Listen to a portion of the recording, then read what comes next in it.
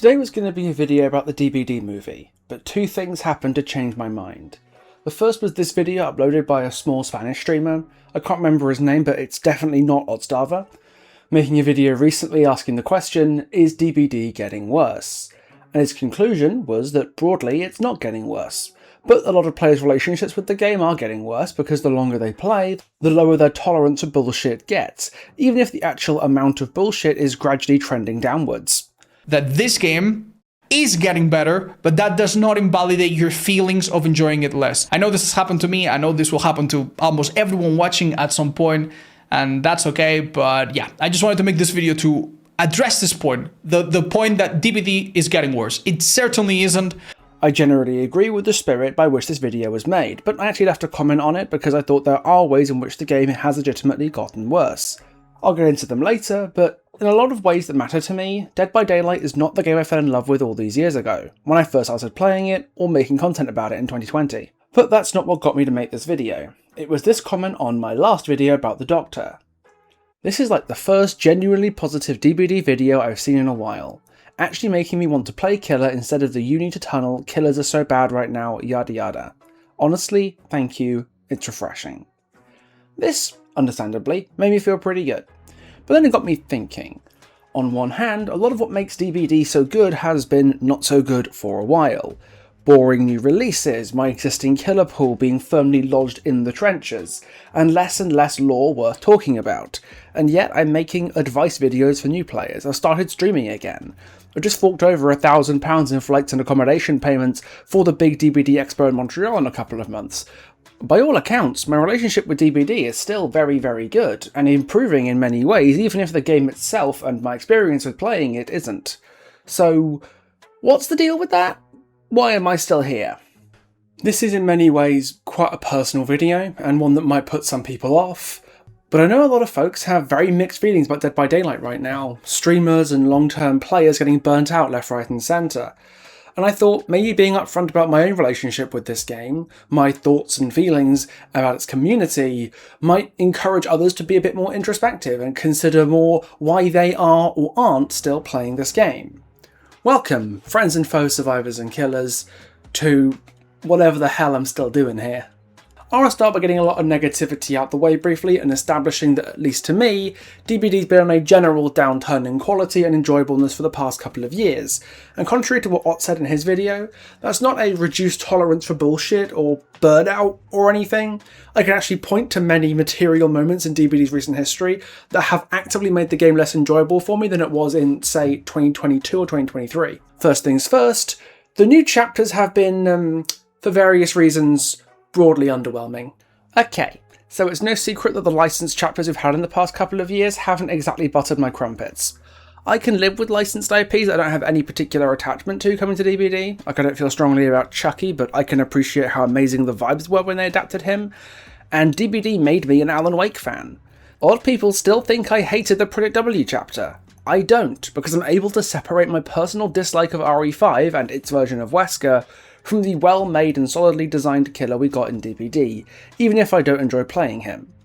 But the recent licenses we've had have, for the most part, actively reduced my interest in those chapter releases, and it kind of started with Castlevania. I love vampires. I wrote my dissertation for my university course on vampires, and I've never particularly liked Castlevania's portrayal of Dracula, so knowing that that's the version of Dracula that we're getting in DBD, and that we could have had Strahd von Zarovich as the killer for the D&D chapter otherwise, puts a little damper on my enthusiasm when making that video, especially with how long things like the Castlevania Rift lasted. But it only got worse. Having to watch and read Tokyo Ghoul for my video on Kaneki took years off my lifespan. I have many issues with Five Nights at Freddy's, which I will go into in my review of the year in a couple of months, and the less said about Zionist things the better. All of these IPs have actively made consuming and enjoying the chapter content worse for me, and while other chapters that I liked more have released, they've all had their own problems too. Sinister Grace is a very authentic and charming chapter with good lore and an amazing approach to Thai culture through art and music, but the Krasu's power is an unseasoned slice of white bread. There's just nothing there of substance and the perks aren't much better. And Houndmaster has a great character design with a fun power and some interesting perks, but also has never worked at any point in DBD's history. although with her speed bug being fixed on the PTB, we might be okay. In terms of all the releases the past couple of years, the only ones that have undeniably made my experience playing the game better have been Doomed Course, Tomb Raider, and to a degree Steady Pulse. That is it. I enjoyed making my videos on Sinister Grace, but that didn't translate to a better gameplay experience, because Krasu isn't very enjoyable to play, and neither side got interesting perks from the deal either. And the rest of the past 18 months to 2 years have been forgettable at best and outright aggravating at worst to cover. What really didn't help here was the atrocious queue times that we saw during the first half of 2025. I'm sure many of you remember just how abysmal it was trying to get any killer games at all, between Kanaki's release and the Walking Dead update. Between everyone and their mum wanting to play Kaneki and Springtrap and constant 2v8s jacking up queue times across the board in mid-chapters, getting into a match literally wasn't worth your time, if you wanted to play anything that wasn't the new hotness. This was understandably damaging my relationship with the game, and the worst bit was I knew it was coming. FNAF got announced a year before its release, and Tokyo Ghoul and Stranger Things Part 2 got leaked to me many months in advance as well, so I'm pretty sure we'd have a long time of very little interesting content for me before we even got those PTBs. It really didn't help that we spent a good portion of last year with basically no new lore at all. Because of the update to the quest system, the tome stopped giving us new lore for about 6 months, and when it returned we got stories even less frequently than we used to. Tome 23 opened in September 2025, and it isn't due to end until late March. That's 3 stories, 1 killer, the Trapper, 1 survivor, Renjiro, and the Brothers Grimm in the House of Arkham for some reason, in 6 months. That's much slower than the pace we used to get, where we had 3 stories in 3 months, and to say nothing of the early days of the tomes where we were getting 4, 5, even 6 stories in that period. I've made a whole video on the degradation of DBD lore, so do go take a look at that if you're interested, but that put me in a situation where everything I engaged with DBD for in 2025 has just been worse than it has been in a long time. So I dealt with it by following the advice given by our Lord and Master M. Kote all those years ago. I played something else. At least I did as much as I could to play something else, outside of what was necessary to make DBD videos. A lot of my long-term viewers might have noticed a shift in my content style towards more design discussion-y videos in 2025, and a big reason for that is that I didn't have to play much DBD to make them. A lot of them were just giving my opinions on stuff that I've already had for a very long time, but never thought to make a video about before because I had other more pressing matters to attend to. I always thought Legion's design was basically unsalvageable. I've always thought Doctor's great for new players, and that DBD's Dashlop Obsession was fucking lame. I was just able to turn those into videos at a decent time, and intersperse them with mostly unenthusiastic videos covering the new content, and the big passion projects I sunk a lot of time into. The lore-friendly builds video, the 2025 Skull Merchant Guide, the complete DBD timeline, and Blood in the Mire.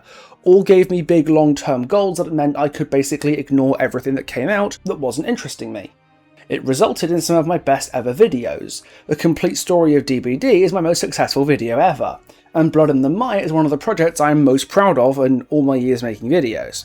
Behaviour definitely gave me more to do by almost blowing Skull Merchant up twice in 2 months, so between picking fights about that, the Potential and Problem series, and the design discussions I was having about killers like Legion and Blight, I was able to get through 2025 by playing the game as little as possible. Meanwhile, I found myself getting into other games and hobbies I could sink my time into so I could feel more satisfied outside of the DBD space.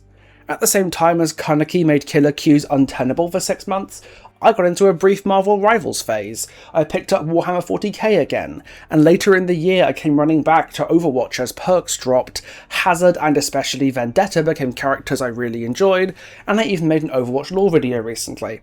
I sunk a bit of time into Deadlock, played more Magic the Gathering, both in paper and on Arena. I go to the cinema more regularly than I used to. Oh yeah, and I bought a snake, so that took up a lot of time, money and research as well. If I was a streamer and I had to choose between playing DBD for 6 hours a day, every day, and not engaging with the game at all, I'd probably have chosen the latter. But thanks to changes to how I made my content, I was able to make room for other things in my life, effectively giving myself a break from DBD as a game, while reducing my commitment to DBD as a job. And that's made coming back to actually play the game frequently feel quite refreshing. Skull Merchant getting buffed back up a bit provided a nice excuse for me to play more DBD again, but I've also really enjoyed making videos about killers I used to really enjoy, like the Doctor and the Twins. Going back and playing them again has brought back a sense of that enthusiasm I used to have for these characters and DBD in general, and it's part of what's led to me streaming again. I've detoxed from the game enough and queue times have simply gotten better enough that playing the game for the love of the game is something that actually appeals to me again. But something else I've been doing for a long time now has changed how I interact with public games of DBD, and that's dipping my toes into the world of competitive Dead by Daylight. For the past several months, I've been involved with 10x Proving Grounds, a modestly sized competitive Dead by Daylight league where I've been casting in their bi-weekly streamed events for a $100 cash prize. Not playing, I'm nowhere near good enough to compete myself, but 10x is a league that brings together established teams and players with some new up-and-coming teams trying to cut their teeth in comp. And in the spirit of trying something new, I took the plunge and have been really enjoying it. My normal co-caster is Emmy, an established comp player and just a delight to cast with every single time. She's been invaluable in helping me get to grips with what's expected, and the way these things tend to go. But I've had so much fun casting with Stumpy as well, and even Mint Skull once. That was an experience. Being part of 10x has been a blast, and I look forward to doing way more of it. I'll probably do a video soon too, as kind of a deep dive behind the scenes of how a competitive DBD organisation actually works, so let me know if you're interested in that. What I'm trying to get at here is that my relationship with DBD has changed as the game has. Back in 2018, before I made content about it, it was a fun game to play while waiting for my friends to get on League of Legends. In 2019, I cured League of Legends and started to look at the narrative behind the game, beginning to make content to explore the rich, dark, horrifying world of Dead by Daylight in my lore videos in 2020. DBD became a lifestyle for me as video production became my job, the reason I got out of bed in the morning. Okay, maybe early afternoon, every day for years. But when the game changed in ways that I didn't like, I had to change that lifestyle so I could keep making my videos without going insane and burning myself out. Which just begs the question, if it was so difficult to remain engaged with the game without changing the way I worked, why did I keep making videos in the first place? Besides, obviously, I am getting paid to make them, this is my job, there's kind of two reasons I wanted to dig into here, and the first is, while things have generally been getting worse in terms of my engagement with DBD, there's no guarantee that that will stay the way it is, and there's some stirring in the wind, so to speak, that indicate change for the better might be on the horizon. Not for the lore stuff, mind you, I think that ship has well and truly sailed, but the actual playable experience of the game itself and its new releases. We've had quite a few chapters recently that have been almost bangers. Sinister Grace was a beautifully well-made chapter from an artistic point of view, on par with the great originals of Days Gone By, but it fell apart with a bland killer power and some underwhelming perks. Stranger Things 2 was the opposite. The first's power is very well put together, and shows a commitment to making a skill-expressive and unique power that has nothing to do with dashes, plus the perks are kind of fire. But unfortunately, it's Zionist things and I will have nothing to do with it. Behaviour can make new, unique and interesting powers, and they can make fascinating originals that can go places and explore tropes that you've never seen in DBD before. They just need to start doing both at once now, and ideally don't make them a giant walking pile of bugs in the process. The Grimoire looks like a really exciting step in the right direction. It spurred a level of enthusiasm about an original chapter that I've never seen from the DBD community before. And while there are several options that have been picked that wouldn't have been my first choice, I'm still confident that the Chorus of Sin chapter with Aurora and the Judgment will be an all-time behaviour success story when the chapter drops at the end of the year. What also filled me with hope is the resounding success of the older, more scarred survivor being chosen over yet another conventionally attractive young white woman, and how well the control archetype was received when it was pitched for the power, second only to Torment, which won the whole thing. Hopefully this signal that players want to change will be read by behaviour, and more unconventional looking survivors, and more setup and payoff killers will be considered for future chapter designs. A year ago, I genuinely didn't think we were ever getting another trap killer, unless it was a license that absolutely demanded it. But the Grimoire has shown behaviour is willing to think outside the box, and the community at least has some appetite for more area control and something new in their killer powers. Things might be butts now, but we've got the best chance we've had in years for things to not be butts later. And even aside from new killer releases, it gives me hope for things like the Merchant rework, and hope for future killers who might get reworks like Twins or Krasu. Speaking of reworks by the way, behaviour has also been increasingly cooking with those lately. Mythe was a bit of a shit show, but Freddy and Trickster were handled very well, and the complete mistake that was the Merchant design preview got mothballed pretty quickly. The designers learned the lesson that completely demolishing the killer's identity in a rework is a really, really bad idea. And whatever changes Merchant's getting in the future, because I'm sure she'll still be getting some, will be done hopefully with that in mind. There's a slow, incremental sense of progress being made here, and here's where my role as a DBD creator starts to make a difference, because not only do I have reason to feel optimistic about the future, but I can take a direct role in trying to shape it through feedback and setting the stage for discussion. It's no secret that my vociferous advocacy for the Skull Merchant has had some influence on the direction behaviour has been taking her. And while I imagine it's pissed some people off who really wanted the drone dash rework or just can't wrap their head around recall stealth, I stand by everything I've said and done since Merchant got gutted, and so do most if not all of the Merchant enthusiasts I know personally. At least what few of us are left. And this is a process that has hopefully gotten smoother with my official acceptance into the Creator Programme. I can't exactly be public with anything from the Creator Programme, but all I can say is I'm a very cynical person, but I have nothing bad to say about any of the interactions I've had as part of it. More than ever before, I feel like my feedback is actively being listened to. I can't stop now. Not when I've got so many more messes to make. Recently, I've had that feeling quite a bit, where the videos I'm making and the feedback I'm giving is actually getting somewhere. It's starting discussions in the community or turning heads at behaviour, and it's giving me the same feeling I get every time I read a comment in the vein of, "That's an interesting thing I didn't know before," or "Finally, somebody else who sees X thing my way." It makes me feel like I've achieved something a little bit, and here's where I'm going to get a little bit personal for the rest of this video, because I feel like I owe this game a bit of loyalty. A bit of a William P. Bush story time here. This channel was made in the summer of 2020, aka lockdown season, when a load of people made YouTube channels. But this isn't a lockdown channel. I was actually working at the time, working in a hospital, doing filing, moving around patient notes, helping out secretaries, all that sort of clerical stuff. And let me tell you, I was bored. I just come out of a horrific living situation at university that cost me everything. I was much fatter and less healthy than I am now. I was miserable. I had no friends. My confidence was shot to hell. My stutter was worse. I didn't know anyone my own age, and all my colleagues were medical secretaries, middle-aged women with children my age. I really felt like I had nothing going for me, and my motivation to do literally anything at all was rock bottom. I wanted to talk about my hobbies and the things I was passionate about to anyone who would listen, because outside of the structure of university, I had nobody to talk to. Until I found you fuckers. I am so lucky that I've been able to find a community on YouTube who are not just willing to put up with my shit, but actively carry me to the success I've had to the point I can make this my job. Everything I've got here, my flat, my nice PC, my camera, my mic, all of it, that's you guys. It's what the Dead by Daylight community has given me, and I can't thank you enough for that. Do you know my DBD lore timeline, my most successful video ever? A lot of that money went towards purchasing Cassie, getting her set up, and travelling across the country to pick her up. She's in my life because of Dead by Daylight, and that leaves me with a sense of duty to make the best out of the opportunity that I've been given. More than anything else, that's why I haven't given up yet. Because I feel an obligation to keep going and do my bit to help this community or this game move in a healthier direction and have the conversations that need to be had to get there. I know I piss a lot of people off with some of my takes, and even some people who might just not like my tone, think I'm trying to be pretentious or condescending or smug or whatever. I'm just trying to do my bit.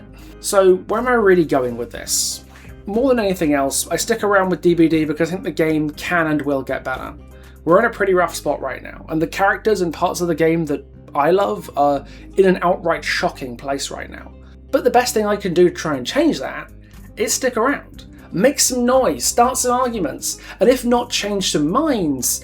Help people articulate their existing opinions a little bit better so that everyone can understand and be a bit better understood. Besides, there's definitely still some fun to be had along the way, even if my killer could be better. And for anyone who thinks that I'm too cynical, or dick ride Skull Merchant too much, or you think I'm just wrong about everything and want me to shut up, and tough luck. Because I'm not going anywhere. Oh, and nor is Cassie, as much as she wants to try to escape.